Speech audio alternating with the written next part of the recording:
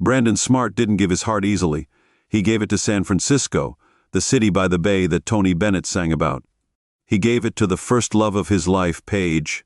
Then he gave it to the woman who became his wife, Alana. But what else was there in life? The most beautiful and exciting city in the world, and the most beautiful and what could be better than that? He was born in a modest rural town in New York State. He earned a good degree in computer science from MIT during his freshman year. He lost his two sisters, parents, grandparents, and fiancée, Paige, in a car accident.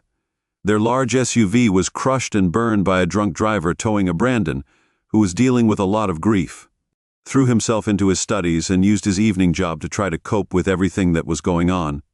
His family was fairly well off, so financially he wasn't hurt, but of course he was hurt in many other ways.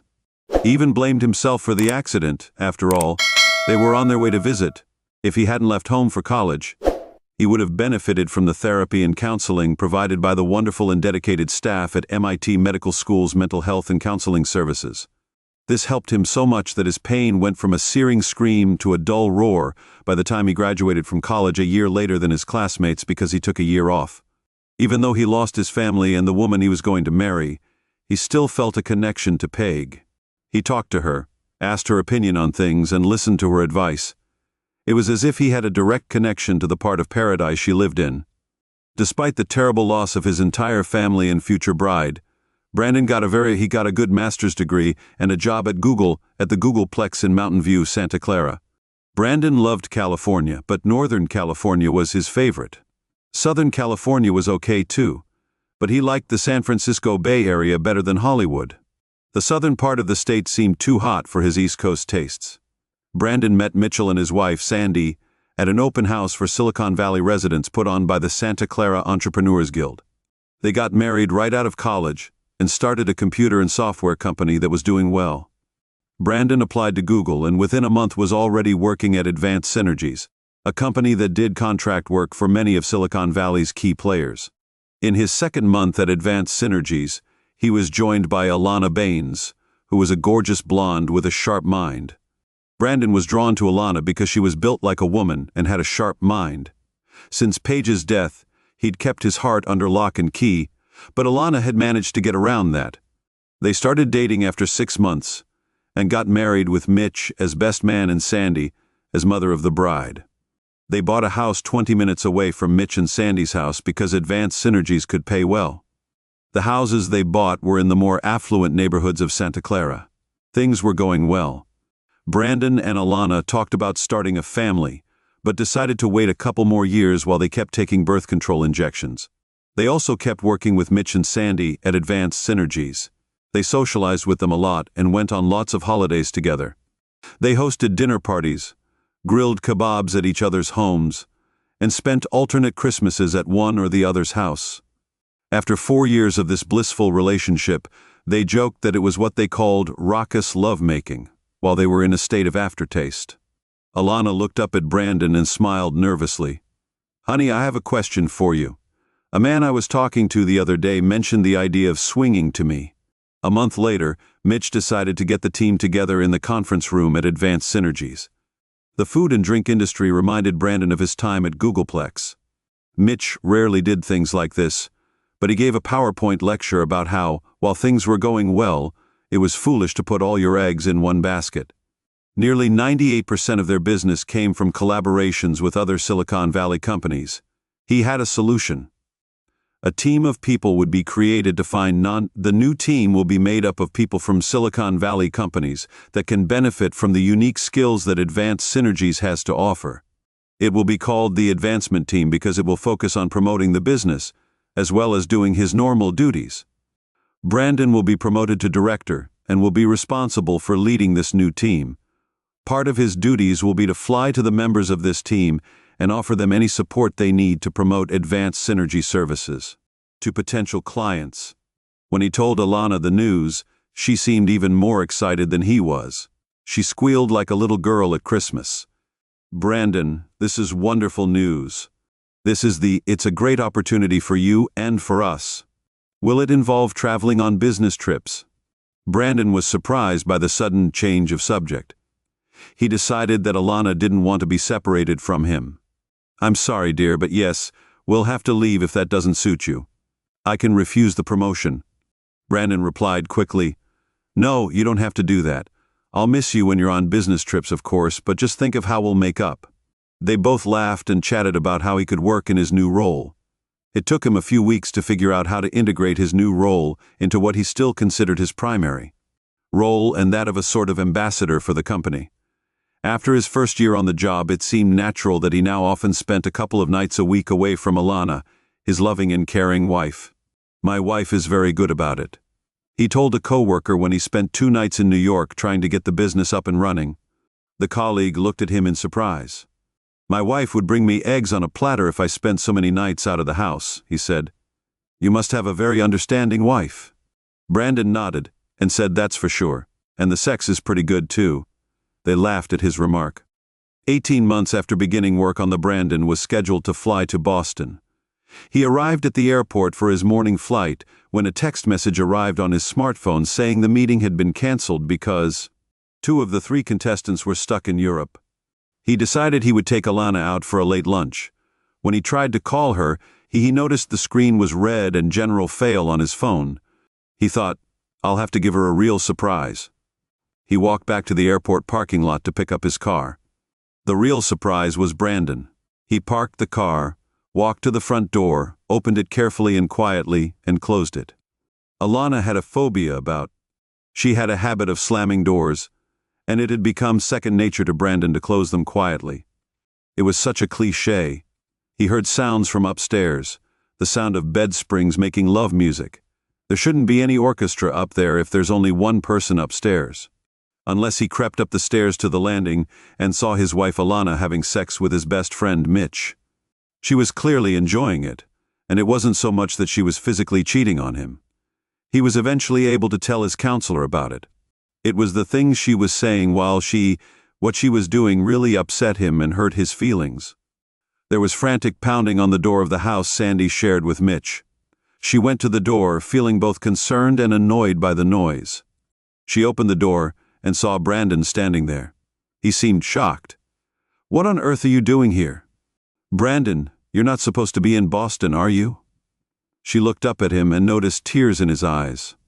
He spoke in a confused tone, saying that the meeting was canceled because his phone was dead and he wanted to take Alana out to lunch. He came home and saw Mitch and Alana in bed together. Sandy made a sound. That sounded like something between a bark and a laugh. She felt like shouting, but then she noticed the lost, vacant look in his eyes and suddenly realized that her marriage was over. She took his hand gently and led him into the living room. She felt very angry. She wanted to rage against all the crap. She was aware of everything going on around her, which she now realized was obviously very different from what she thought was going on. However, she knew she didn't have that option at the moment. She needed to focus all her energy and thoughts on helping her best friend cope with what he had just witnessed. She sat him down. "Brandon, if you want to talk, I'm here for you. I'm your friend and I'll help you through this." He wrapped his arms around her and began to sob. His sobs were loud and deep, like he was releasing a lot of emotion. She put her arms around him, holding him close. The baby was upset, so she stroked his head and made quiet sounds to comfort him. "It's okay, Brandon. It's okay. I'm here for you. Just cry it out, sweetie." He finally stopped crying and wiped his eyes with a box of tissues she gave him. "I'm sorry. I got so upset when I saw, heard, and then heard what they were saying. I just fainted." She nodded. "Do they know you saw them?" He shook his head. "I was too cowardly. I ran away." "That's not cowardice, Brandon. That's prudence anyway." "What were they saying?" "They were mocking me. They were telling me what a fool I was for not realizing I was their cockled." Sandy tensed and turned pale at this horrible revelation. Suddenly, Brandon. I was taken aback and put my hand to my mouth. "My God, I slept with her after him." Sandy grabbed a metal wastebasket and pushed it in front of Brandon. He vomited several times and then choked on dry sobs when his dry sobs subsided. Sandy realized that Brandon needed the truth. "Brandon, I hope this doesn't make you think. I suppose I could be worse. Mitchell and I are swingers. We swap wives. Mitchell convinced me to try it, and I did a few times, but I never enjoyed it as much as he did." One day, Mitchell said Alana wanted to talk. You must have been at work since you weren't there. They told me that Alana would. I'd like to deal with Mitchell by swapping partners. But that's not possible 100% because although you like the idea of letting Alana have Mitchell, you don't want to switch. But you agree to let Alana and Mitchell play together. The deal is that it's never to be discussed by any of us as a group, and I was never. You were supposed to talk to him about it because while you didn't mind them having sex together, you didn't want anyone else, including me, to know what was going on. Did you agree to that? I feel like a fool. Brandon nodded. That's right, Sandy. I never knew anything. I remember that just before I was promoted to the board and put in charge of the promotion group, Alana asked me if I'd ever thought about the swinger lifestyle. I told her there was no way I'd want to do that since she was the only woman I was interested in. Then Sandy said, they decided to make it seem like you agreed, but in doing so they would have to have an affair in secret. Those two are pretty rotten, aren't they? Brandon nodded. I guess that's what happened, but there are worse things that happen, you know. We were thinking of having a baby anyway, and they decided to go even further with that. They talked about how wouldn't it be great if Mitchell got Alana pregnant, and then they passed the baby off as mine. They loved the idea of how stupid we would be. I would pay for the upkeep of Mitchell's baby, and you would be asked to sit with the baby and hold it in your arms. You wouldn't know it was Mitchell's baby and not mine. Sandy, I looked at him and thought, they love us. How could they do this to us? That's right, that solves everything. Those bastards are going to come here and answer for everything. She grabbed her cell phone from the coffee table in front of them and dialed Mitchell's number. Brandon could only hear one side of the conversation. She sounded angry and spoke in a curt tone. Mitchell, I want you to come home immediately and bring Alana with you. Well, that's just too bad, honey. When I say immediately, I mean immediately. Don't take that damn shower, you idiot. She ended the call and smiled weakly at Brandon, saying, well, I think we should get them here. She shrugged and added, if it doesn't work out, there are always lawyers to deal with them. 20 minutes later, they arrived, looking angry. Their expressions changed to concern, perhaps even fear, when they saw Brandon sitting on the couch. They exchanged glances, and Alana turned to Brandon with a Brandon. Why are you here? What's happened? Why are you so upset? Did you cry? Brandon looked at her with a grim expression on his face. Before he could say anything, Sandy jumped to her feet and got in her face. He knows you bastards. He knows everything. Her anger was so strong. Sandy was infuriated to see Alana staggering back a few steps and clinging to Mitchell for support. This only made things worse. Two cuckolds, two bastards clinging to each other, Sandy thought angrily. What did you say to him? Mitchell demanded. I told you he didn't want to know anything, Sandy replied, her voice full of rage. At him, speechless with rage, then she said, you stupid, selfish idiot, I didn't tell him. Heck, the one who told me no. Alana wailed, how did you hire a private investigator? Brandon, I tried to be as secretive as possible. You weren't supposed to find out. I'm in a state of shock. How did he find out? Well, his meeting in Boston was canceled, then his phone died and he couldn't call you to let you know about the change of plans. So he was on his way home to take you to lunch, and then he found the two of you sleeping in his bed. He didn't even realize until that moment. So how discreet was that? You stupid gotcha. The expression on the faces of the two lovers spoke for itself. We need to discuss this like calm, reasonable adults, Mitchell said, trying to regain control of the situation. You can back right off, Sandy replied. You cheated on both of, so go to hell with your calm, rational crap, Sandy. You're forgetting that we have an open marriage. There's a difference between an open marriage and an open sewer. You screwed Alana for almost 2 years behind her husband's back. You both lied to me. You told me Brandon didn't mind you sleeping with him. But that was a lie. You lied to me. You cheated on me and him. I think it's fair to say you both have some explaining to do. They stood there like deer in headlights, not knowing what to do or what to say. Eventually, Alana pulled away from Mitchell, realizing that if she had any chance of saving her marriage, she'd have to cling to her lover in front of her husband. She figured her husband probably wouldn't help. She sat down in the chair so she could look at her husband from across the table. Mitchell kept standing. Brandon, honey, what did you see? What did you hear? She knew she and Mitchell had talked, but at that moment, she couldn't remember exactly what it was. He looked at her, his eyes a little distant. She suddenly felt uneasy about what she had done to her husband. She told herself that it was too late for any feelings of worry, guilt, or remorse. "I've heard you say you like a cuckoo how you're going to have his baby and make me think it's." Alana dropped her head into her arms and burst into tears, too late for Sandy to see. Sandy shouted, getting angry again. Mitchell was still standing, looking depressed. "Sandy, I'm really sorry, but it's not as bad as it seems.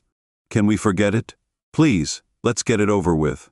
They were interrupted by Brandon's sudden burst of agony. "My God, Paige. I'm so sorry. Paige, I thought you were there for me. I thought you told me that I could marry Alana, and that she would love me as much as you do. I used to talk to you every day, Paige. I told you how my day was going, and you gave me advice or feedback when I needed it. But now that Alana and Mitchell have slept together, I know the truth. Paige, you don't exist. You're really dead and there is no afterlife. All my talking to you is just my imagination." He staggered to his feet, looked at Alana and shook his fists in front of her. "Zoo, it's your fault. I know now that my Paige is dead and gone forever. I'll never see her." Brandon collapsed to the floor and sobbed. Everyone looked at each other, horrified at what they saw. Alana had always thought about how Brandon would react if he found out about her cheating, but she hadn't counted on this. She hadn't realized he'd take it so badly. She rushed to comfort him, but he visibly recoiled from her. Sandy walked a few steps toward him and sat on the floor, wrapping her arms around him. She looked at Alana and shook her head. "You're a bitch for what you did to Brandon," she said. Alana shook her head. It hadn't been supposed to be like this. She'd never wanted Brandon to get hurt like this. She'd kind of guessed he'd be upset when he found out about her and Mitchell, but she'd never thought it would be this bad for him. Sandy looked at her. "You really don't get it, do you? You ruined your husband, Sandy. Everything he thought he knew was taken from him by you, the only man in this world he thought he could rely on." Then she turned to Mitchell. "As for you, Mitchell, I feel nothing but contempt for you. A director-level job that involved so much traveling, days and nights. You were away from home, and your wife. That job was a fake, wasn't it? You made it up so you could have free rein to do whatever you wanted, didn't you?" Mitchell nodded. "But if anything, it ended well and he did a great job for the company." Sandy snorted derisively. "Well, isn't that wonderful? You're making me sick. I don't know how Brandon feels about it, but I'm going to divorce you." "Brandon, what about you? Do you think you have a future in marriage with Alana?" He shook his head. "I doubt there's any future for me, but I'll tell you what, that woman doesn't figure in my future."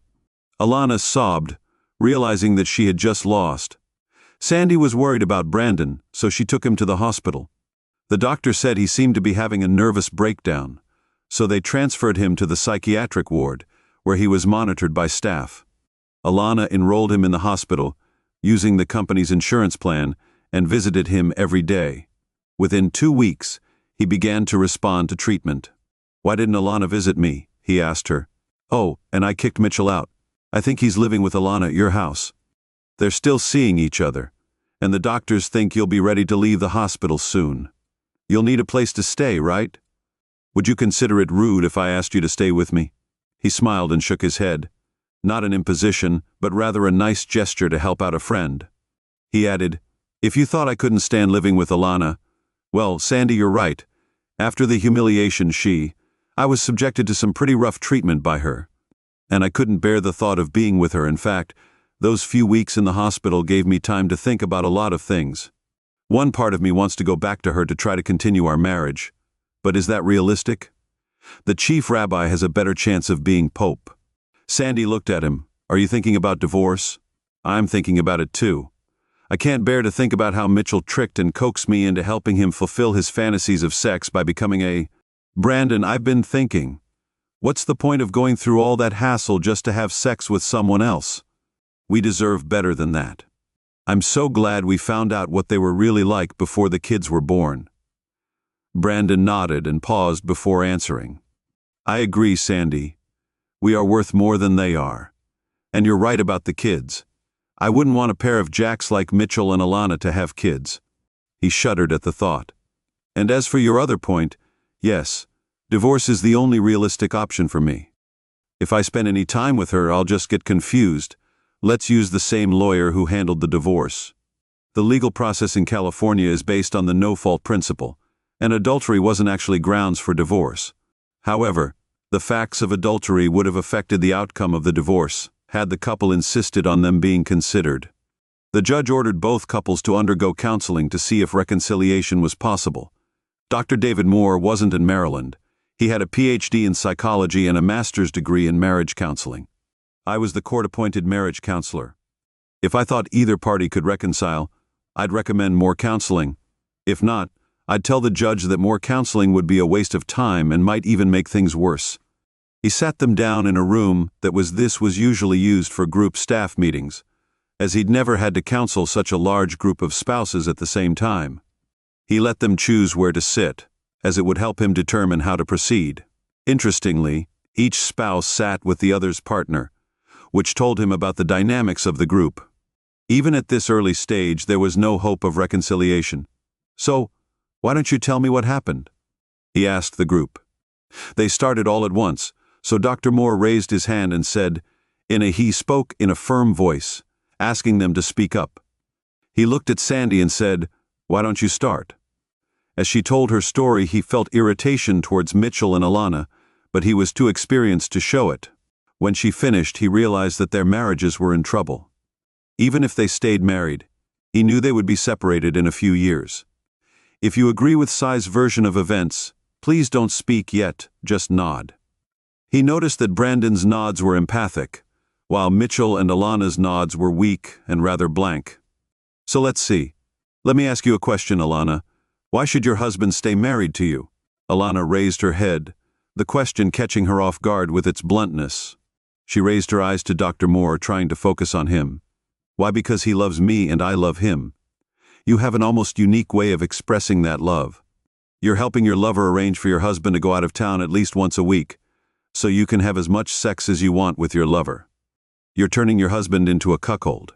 You're planning for your lover to get you pregnant, but you also want to trick your husband into believing that your lover's illegitimate child is your poor husband's child and to raise him as your own child. Is there anything else I'm missing, Alana?" Tissues were in a box on a small table in front of her chair. "Alana, I really believe in reconciliation, but sometimes things are just too bad to fix. That's not for me to decide, though." Mitchell and Alana believe their marriage can be saved, so they raised their hands. Sandy and Brandon kept their hands at their sides, as if they were afraid of accidentally tensing muscles that might be misinterpreted as a vote in. Dr. Moore shook his head. He said that he'd learned that faithful, committed spouses don't think their marriage can be saved, but cheating spouses think it can. He said that many cheating spouses live in denial and refuse to recognize the harm they've done. He said that it can't be over. Mitchell shouted that if they divorced, their business would be sold, and he'd only get half. Sandy said that was why he kept trying to block the divorce to keep his precious business. "Damn it, I worked as hard as you did to get Applied Synergy up and running. It was just a dream at first, but we built it up to what it is now. If you didn't want this to happen, why did you decide to take Alana as your mistress?" The argument went on for a while longer. They were starting to give Dr. Moore a headache while they argued in his office. He filed his report with the court, summarizing why he felt both marriages were broken, and why he said that he didn't think that further marriage counseling would be beneficial. He sent the email and then stood up, clapping his hands to get their attention. He said that they should accept that their marriages were over because their cheating spouses didn't want to save them. Why should they? They'd been unfaithful, and the consequences were that they no longer loved them. He thought that they still loved them, but their love wasn't enough to overcome the pain. After hearing about the betrayal and lies, the two betrayed left his office. They split up into pairs. Dr. Moore thought to himself, maybe something good will come out of this mess. A month later, the divorces were finalized and the company was sold at a good price. It's not often that Silicon Valley companies like Ed Synergies hit the market. It wasn't Google or Yahoo, but it was a pretty big and tempting target. There was still money to be made. They asked their lawyers to switch houses so that each of the devoted spouses could have their own home.